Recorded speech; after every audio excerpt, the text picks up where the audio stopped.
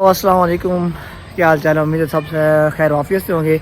मैं हूं आपका दोस्त अब्दुल्ला और आज मैं हाज़िर हुआ हूं एक नई वीडियो के साथ। इस वीडियो में हम जा रहे हैं सिचुआन म्यूज़ियम की तरफ। जो हमने एक लास्ट टाइम जो हमने क्लब वाली वीडियो बनाई थी उसमें आपसे इसके बारे में बात की थी कि हम कभी न कभी विज़िट करेंगे वहाँ पर जाके। तो आज हमारे स्कूल की तरफ से जो हमारा डिपार्टमेंट है बिज़नेस का, इनकी तरफ से एक शेड्यूल अरेंज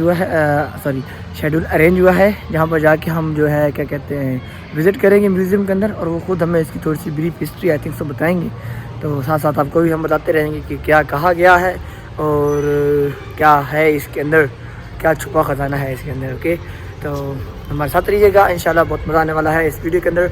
और जाने से पहले सब्सक्राइब, शेयर और लाइक ज़रूर कर दीजिएगा। और हम बहुत दिनों बाद हाजिर हुए हैं, इसको माइंड मत कीजिएगा। तो गाइस, जैसा कि हमने आपको बताया कि हम आए हैं यहाँ पर बिज़नेस स्कूल में। हमें ये बैग दिए गए स्कूल के ऊपर नक्शे नगार बने हुए हैं। देखते हैं आगे जब जाएंगे तो क्या बनता है। सबसे पहले हम आपको अपने क्लासमेट से मिलाएंगे। तो Sana, yes, she is Sana from Bangladesh, she is Chaturia from Sri Lanka. यार हम म्यूज़ियम के अंदर जाएंगे तो इंशाल्लाह वहाँ पर आपको और भी अच्छी चीज़ें या जो भी उधर बताया जाएगा वो हम आपको दिखाएंगे। हम अपने सफ़र की तरफ रवाना हैं और साथ में हमें ज्वाइन किया है हमारे आसिफ भाई ने। आसिफ भाई फ्रॉम बांग्लादेश, और ये पाकिस्तान को बहुत पसंद करते हैं। ऐसी बात है भाई, पाकिस्तान जिंदाबाद। और आपको बांग्लादेश में क्या कहते हैं? जय बांग्ला। यस, तो प्यार मोहब्बत चलती रहती है, पॉलिटिकल तनाव होते हैं, उसको छोड़ दें। Now I woke up at 8:30. You? I'm same to me. And I also I don't want to say anything because it's all online. Water lily. Water lily, yes. These are the lilies in the water. यार उर्दू में बताता हूँ आपको। ये lily है water के अंदर, पानी के अंदर। तो वो छोटा सा एक आबशार बना हुआ है आर्टिफिशियल, छोटी सी पीछे इनकी एंशियंट टाइप की बिल्डिंग्स आप समझ लीजिए वो बनी हुई है। और व्यूज़ देख, बाकी आप एंजॉय तो कर रहे होंगे। ऐसे भाई एंजॉय तो नहीं कर रहे ना?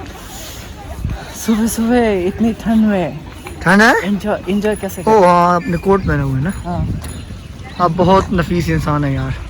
तो दोस्तों पहुंच चुके हैं, ये म्यूज़ियम है, यहाँ पर इंटरेस्ट नहीं हो रही, वहाँ पर वो इकट्ठा किया। देखते हैं आगे जाके क्या हमें बताते हैं कि कहाँ से एंटर होना है। और कुछ लड़के पीछे से आ रहे हैं स्टूडेंट्स, तो उनका भी वेट हो रहा है।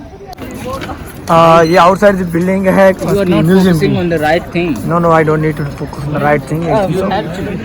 यहाँ पर नहर है, वो कहते हैं ना नहर वाली, पुल तो यहाँ नहीं है, वैसे नहर है सारी की सारी, जो हमने आपको एक दिन नाइट व्यू दिखाया था जिसका।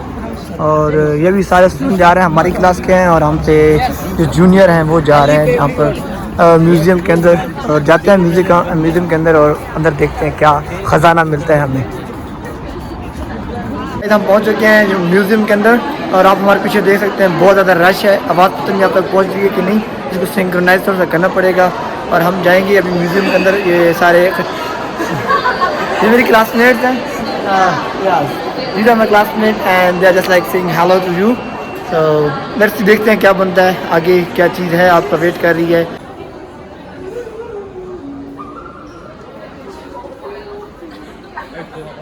So welcome to Sichuan University Museum, and I'm a little bit nervous because this is the first time I speak English to like from our left side and right side we can see, like for example, Lulufei Mountain is over 3,000 meters, and like Sichuan Mountain over 2,000 meters.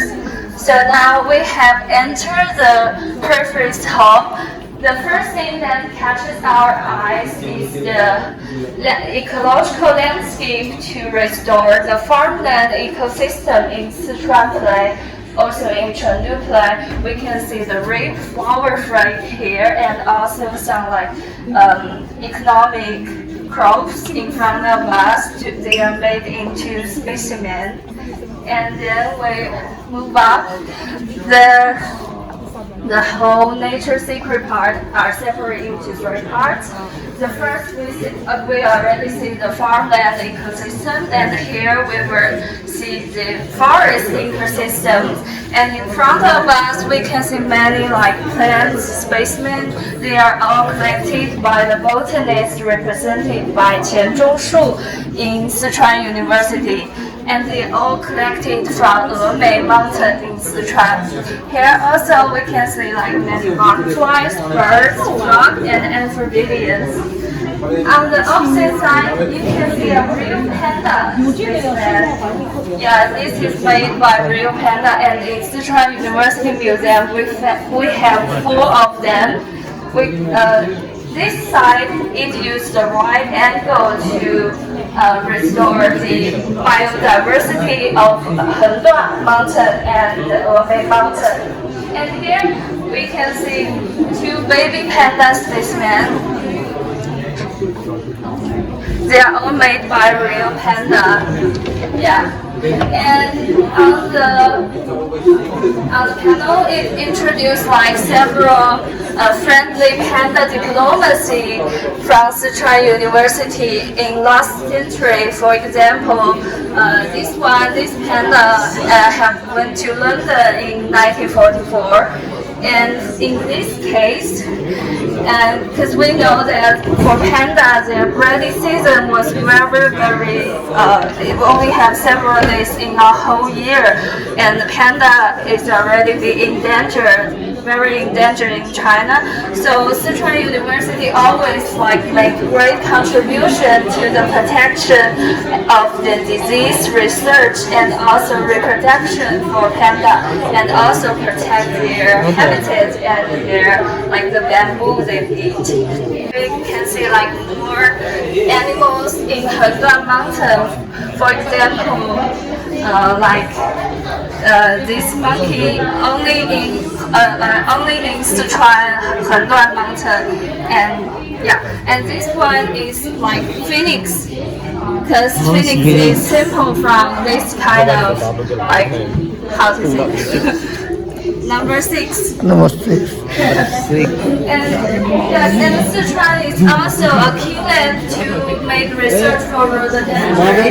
There are over 1,000 species of rhododendrons, and there are over 260 in Sichuan. So those are all different species of rhododendrons. And this is a botanist in Sichuan University called Fang Wenpei. He has been walking through the mountain in Sichuan, and he has collected over tens and thousands of rhododendrons for his whole life. And he also wrote a book like this called 中国 Sichuan, Chinese Sichuan Rhododendrons Flower. And finally, in the last part, it presents the highlight to plateau wetland and the grassland represented by poor dry grassland in Sichuan region to show the biodiversity and the economic characteristics in that area. And has spread this very fertile land and also opened up a very brilliant Shu civilization. Shu is in Sichuan in the ancient time, and then we have entered the humanity exhibition hall called History Space of Time. It will introduce the archaeology work done by our scholar in Sichuan University since last century. The first part will be Sanxin site. Sanxin site was very ancient Shu civilization and has history for more than 3,000 years, and it symbolized the spiritual pursuit for ancient people, and it was a huge sacrificial site. And let's move to the opposite side, this part. And in 1934, in 1927, there was a farmer called Yan Daochen in Sichuan Guanghan, which located in the northeast of Chengdu, and he accidentally found 4 pieces of jade and stone cultural relics in the process of digging a ditch in front of his yard. This was the very earliest in discovery of Sanxin site, and it went to 1934. Our second museum director, who was also American, a scholar called David Graham, who went to the site in Yan's family in Guanghan.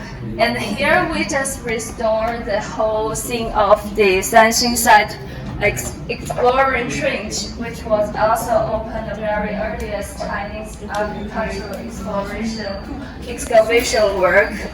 And here we can see many precious materials left behind. There are real materials left behind from that time. For example, those letters. And this is a table of accounts, handwriting. And in the left side, we can see that many manuscripts really written by Mr. Graham, in which clearly review the whole excavation work and which cultural relics were unearthed. For example, this group of stone discs that we will see them in the center cabinet later, they are arranged in order of size. And those manuscripts was made into a report and published in the journal of our museum. Here we can see many precious photos and images left over from that time. For example, in this photo, the right one is Mr. Graham, and the left hand is his assistant called Mr. Dimitri. And these two are the Yan's family, their father and their son standing in front of their yard.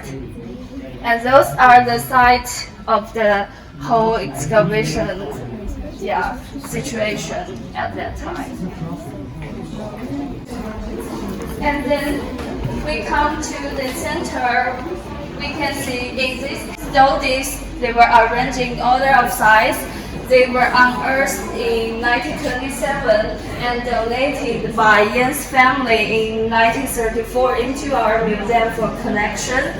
And it's very special with the second one. It has engraved the 3 Chinese words, Yan San Tai. And from his name, Yan, we can speculate that Yan San Tai is a descendant from their family. It was the youngest son of their family. So people at that time, they believed that the things that discovered by themselves belongs to themselves. So at the time, they want to donate those stodies. He engraved his name on it. And when this group of stodies were unearthed, it was arranged like this in order of size. So those scholars speculate from this that Sanxin site should be a huge sacrificial site in ancient times. So it was very real and precious that compared to other like living or work sites. Chapter we will introduce the Han tombs, and from late 19th century to 20th century, Chinese scholars in Sichuan University did not only explore the Sanxin site, they also walk among those like this kind of mountain to explore the tomb for Han Dynasty people. So here is the restoration of the cliff tomb for Han Dynasty people. The cliff tomb are like this, just like this, like they excavated on the mountain, the cliff or the rocks. They built in from their life for their afterlife. So it totally imitates their house. For example, inside it, they built their living room, their kitchen, their dining room, everything. Because in Han Dynasty, Chinese people believe that they want to live actually the same life in their afterlife, and in it also unearths like many this kind of stuff. For example, the animals and the people around them and their house. And Now, we move to this side, we will see portrait sarcophagus, also known as dough box. It was unearthed from Han Dynasty in Sichuan Baozi Mountain, and it's over 2 meters long. And when it was unearthed, it's like the cover is already missing, and it was carved from Sichuan red sandstone. And from the very front panel in the left side, we can see that there are 2 standing figure here, a woman and a man. It described a very famous traditional folktale in China at that time, and which was in Lu State, that located in the center part in China. So it described a story like that. This man who had just married this woman, and he betrayed his wife, so they made his wife suicide story. It shows like a very old Chinese center ideology at that time, and also like from that time the Sichuan region can unearth the story from the central park. So at that time it already has like a very close communication and cultural integration between Sichuan region and the central park. It also unearthed like many those kind of pottery bricks used to decorate those tombs. For example, here we can see a harvest, fishing, and hunting pottery brick. From it, we can see that under the economic background in Han Dynasty, Chengdu people already have a very rich agricultural life. And here, like from those entertainment scene, pottery, we can see people having dinner while watching like dancing and music. And we can find that in many figures, they have a very big smile on their face. So it means that since Han Dynasty, Sichuan and Chengdu people already living happy in the continent. So compared to like more north region in China, the visual of them are relatively relaxed, and they have like a very cheerful and open-minded personality since ancient time until now.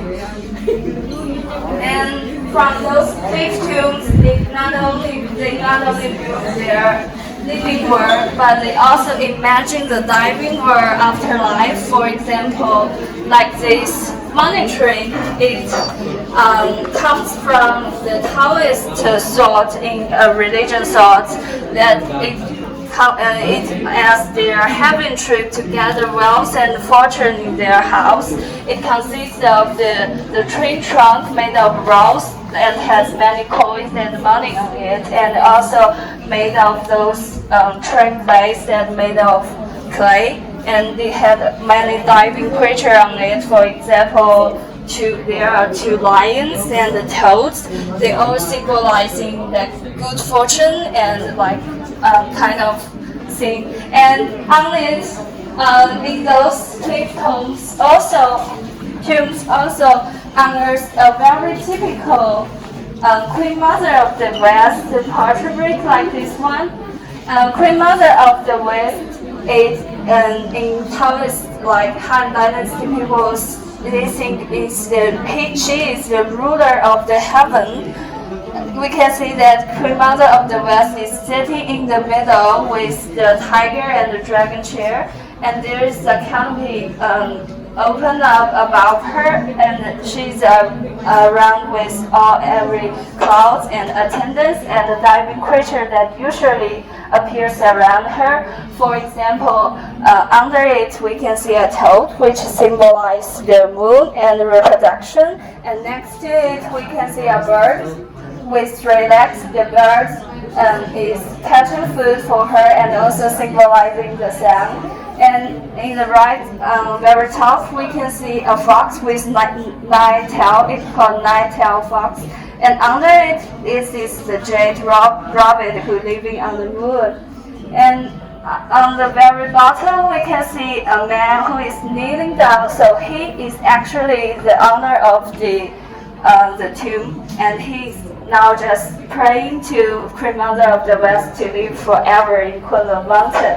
And here we can see a happy couple. So they have already lived here for a long time. So all of those pottery bricks show that until Han Dynasty, this kind of Taoist thought has already reached a culmination. And is that people want to use this method to restrict the constant of time and birth and death, and to expand their power or strength. And it was the very native thought before Tang Dynasty, as Buddhism has transferred into China. So then this is. We also made this to show the road to the heaven. And next chapter, we will move into the royal temple from Sichuan, and to show how Buddhism has influenced most people in China at that time in Sichuan. In 1947, there was a 10 days continuing heaven rain and flood, which has brought back a temple dating back to mid-Tang Dynasty into people's attention. It was called Longxing Temple, and here we can see many building components of that temple, which of them are animal face, tail. And after the flood, in 1948, a researcher of our museum called Mr. Cheng Yuan immediately went to the site to excavate. And here we show his photo. This is Mr. Cheng Yuan. He went to excavate, and immediately he has found more than 200 pieces of those kind of Buddhism stone carving, and also we said before, the building components. So then we move on, we will see a standing single Buddha figure, which stands out both in his size and also a very exquisite curving style. Because in those kind of royal temple that's named by Emperor, but this one has a really huge size, about 2 meters long. It's not just people standing in front of us, so it's very rare. And can you see that what figure can you see? For example, the arm is missing. So why the arm is missing? It was curved from red sandstone, which only have in Sichuan region. So the red sandstone was have very soft texture, and and easy to erosion. So after the flood, it has already broken into 4 sections along the whole river bank. So it was repaired by our university scholar and standing in front of us again. And it also has a very typical Tang Dynasty style. Why was that? Because if he has facial fragmentary, we can also see that he's looking straight up with a slight smile, and from his expression we can see gorgeous that transcend the underworld beauty. But from his figure and the clothes, for example, the very gorgeous silk and tie fabric cling tightly to his body, we can see a worldly beauty. So this kind of things is the typical Tang Dynasty style, and only happened after Tang Dynasty.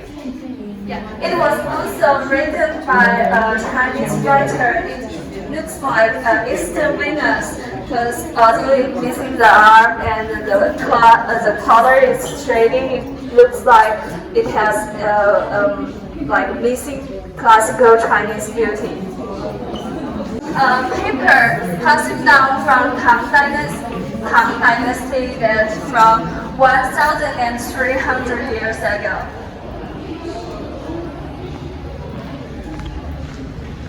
Because in Tang Dynasty in Sichuan, in Longxing Temple, it was not only the center in China of like stone carving we see before, it's also the center for paper making. For example, the right one is only produced in Sichuan region. It's called the wax-coated paper, and this one already have over 1,300 years history, but it still looks like very preserved, very good. The left one is called the jade paper, and it was only used in court. So very wise monks in the temple, by adding the web and also the herbs on the surface to the paper and rolling it time and time again by the stones to make the surface of this kind of paper more resilient, more toughness, and transparent.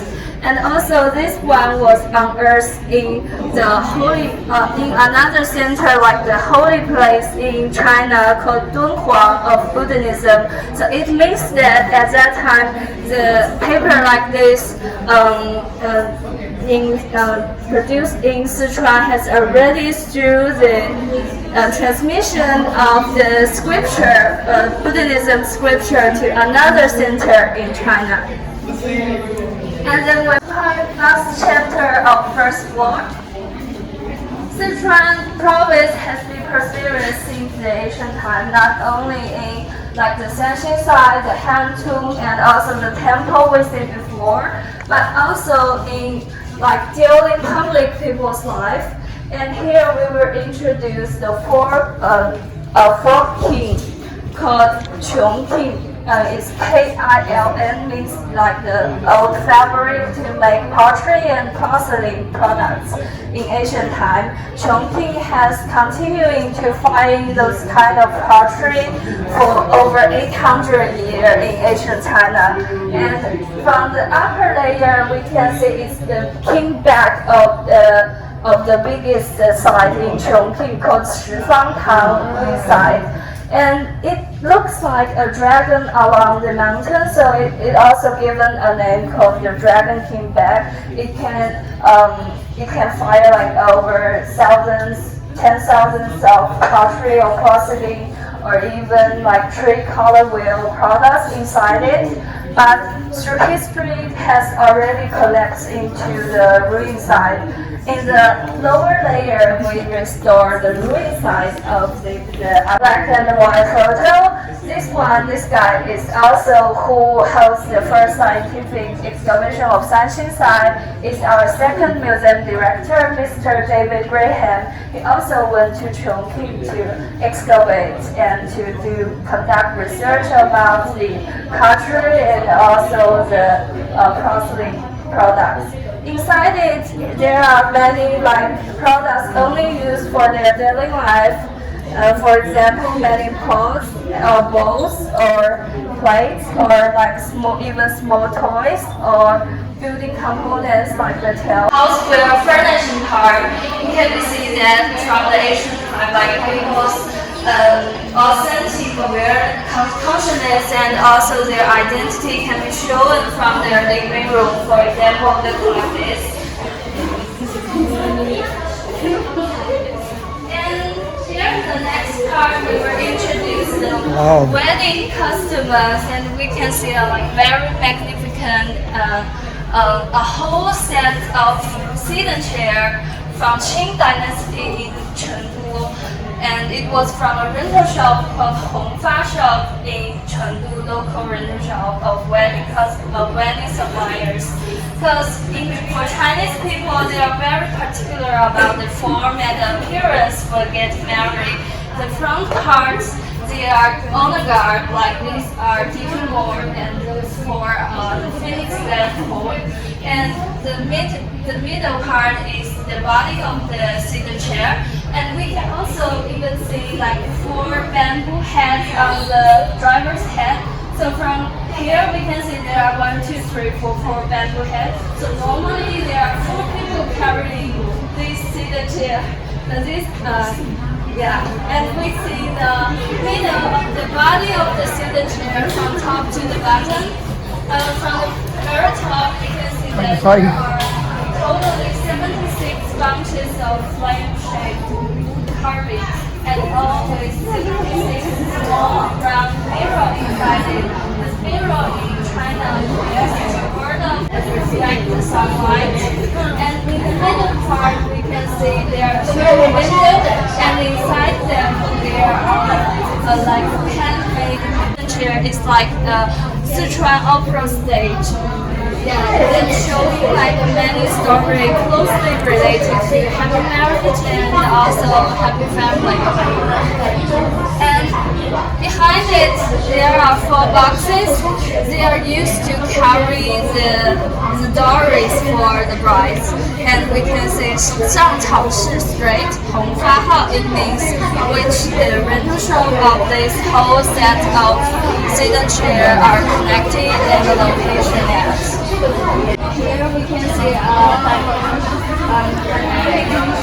and shows the whole process for Asian Chinese people getting married, about the ceremony and other things.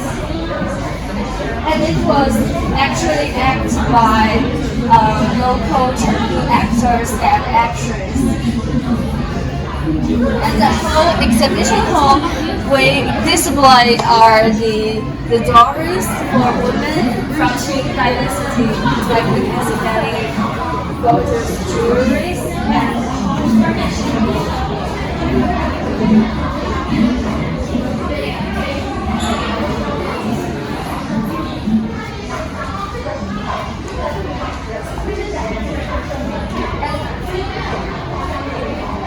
The shadow puppet show in Chengdu is from late Qing Dynasty.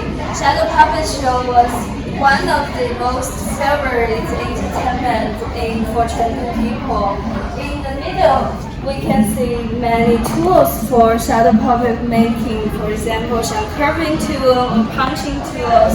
And on that side, we can see many scripts for shadow puppet play. And Sichuan University Museum was the earliest museum to collect the shadow puppet items. Most of the items and shadow puppet related items are come from a local trunk called Chunle Tu. But Chunle Tu used to move to a various different place to play the shadow puppet show. But later it has set their stage on tea house. If we look up now, we can see the door place of this tea house called Li Jinglun Tea House. And this is also the real door plate from Li Jinglun Tea House in Qing Dynasty in Chengdu. And it was located in the East Street in Chengdu. Even we can see it now. So tea house life in Chengdu. Here we can see this is the river water box, the tiger stove, and some copper bowl teacup, and also some inside different types of teacups. And here is we restore the seats. And usually audience can sit here to take a rest. And these are not real, but they are covered table. And if you look up, you will see some wood make. They are called play cards. So because at that time people in the tea house they only need. We can see a whole set of shadow puppet items called the 10 hosts of the hill. Yeah, and it consists of 39 pictures of them, and each of them show one host of the hill. Because in Qing Dynasty, the government wants to use this kind of way to show this kind of like ghost puppet show to indicate their residents, to make them to think of their goodness and badness, and to think the consequence of their actions around their life. And the first hall called Sichuan Hall, like this man, and he kneeling down under the mirror, and everything like about his life, all the achievements and all the thoughts will reflect on the mirror.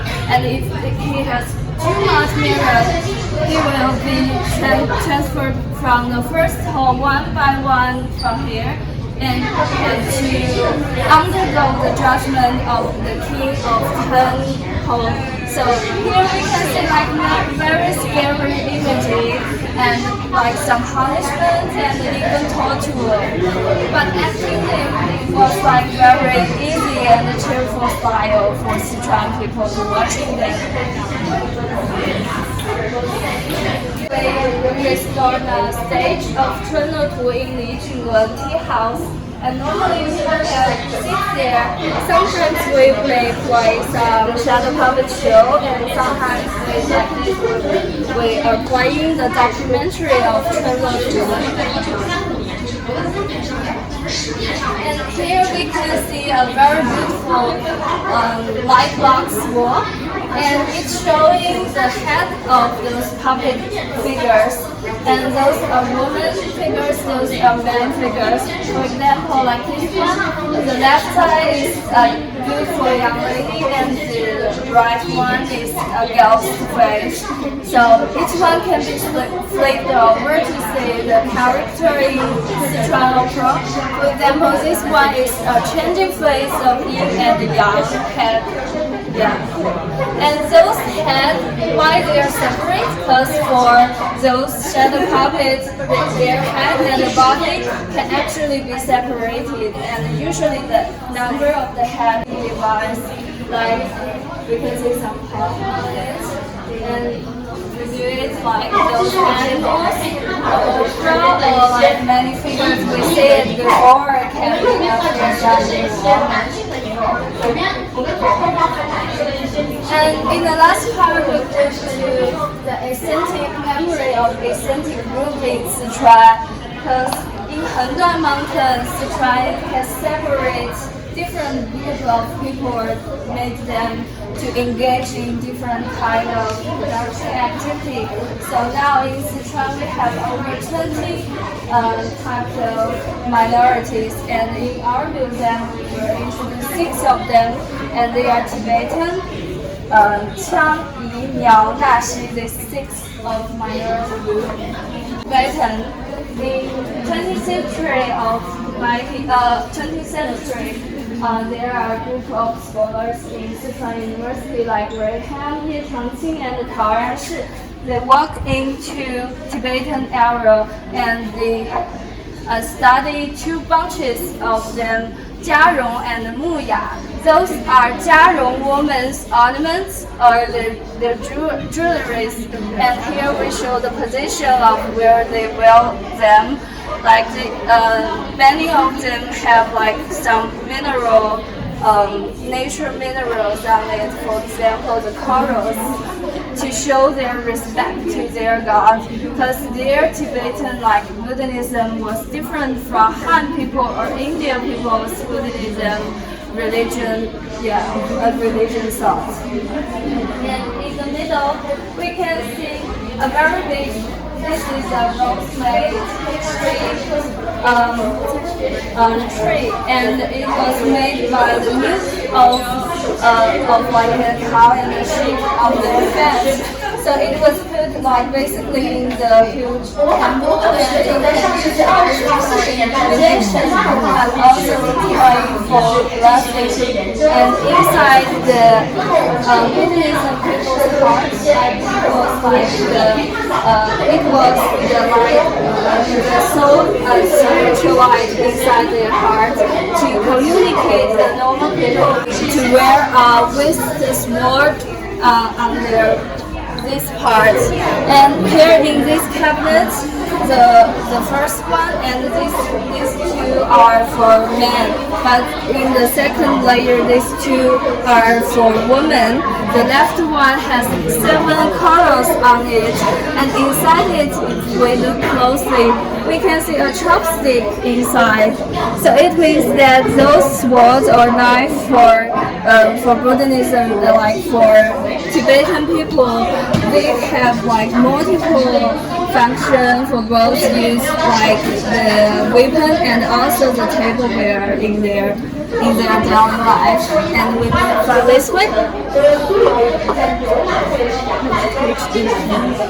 And the next part we will introduce very typical like painting art in Tibetan. It's called tangka. They are used like only use nature mineral pigments to paint them, and they were painting on the silk fabric and hanging on to for them to show their respect, holy respect to their God. For example, this one is 11 face and 1,000 armed Guan Yin Tangka. Yeah. So why it has 1,000 arms, but here we can only see 40 arms because each arms here represents like 25 kind of human beings' life. So 40 times 25 are totally 1,000. And inside each hand we can see a very small eyes. It means that Guan Yin, which is he can look into every kind of life in human beings and to solve all the sufferings from people's life. It's like a very big, huge love and kindness about the Guan Yin. And here we show the video of how to make tangka. Because usually in a temple there are some artists for their whole life they are only do one thing to make tangka, and after tangka have finished, it can persist for more than 1,000 years. Those are the pigments they dye in the tangka. Most of them are from natural, like minerals or plants elements. Yeah. Wow. Chang was the oldest eccentric group in Sichuan. And here of this picture, we can see the clouds, the mountains, and some like buildings made by blocks or made by rock. They are the own and very distinctive building or architectural form that only have in Chang village. It was called the block house because for Chang region, even though they have already settled down like this among the mountains, they still need to face like many problems. So they have to climb high, to look far, and to protect their family. So they made this kind of building called block house. For dealing their everything, they are just for living. But if there are some emergency happen, it can be used for military defense or also to save the food and also the food and glass, because it is relatively really has great stability. So the scholar also call it the Eastern Pyramid. Chang religion of the instruments they will play in their ritual ceremony. For example, these three are the drum made by the skin of sheep, and this one are the hats made by really like monkey skin, and these three are the monkey skull, because they believe in a kind of very original religion's ideology. So they have a kind of worship to monkey. They think monkey can protect their family and bring them like very diving power, great power by monkey. And here we restore their living